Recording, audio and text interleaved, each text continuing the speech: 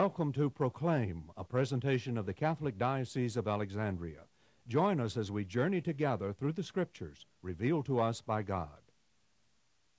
Now that we've completed the 11 verses that begin chapter 8 in John's Gospel, describing the incident of the woman caught in adultery being brought to Jesus, we come back to what began in chapter 7, where Jesus is at the temple area for the Feast of Tabernacles.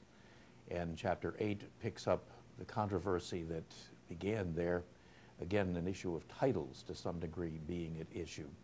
In chapter 7 it was a question of whether Jesus was Messiah or the prophet that Moses said would follow him.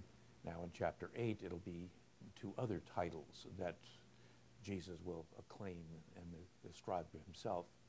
And again, as we begin in chapter 7, he uses the imagery of two important parts of this Jewish feast, water and light. He began in chapter 7 saying that he was living water, and now we'll find him, as we begin verse 12 in chapter 8, talking in terms of being the light of the world.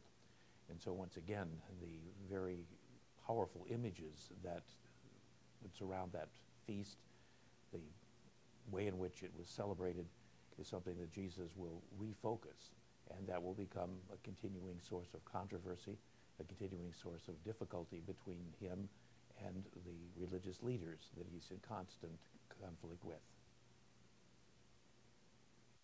This program was brought to you by Kramer Funeral Home and Cemeteries.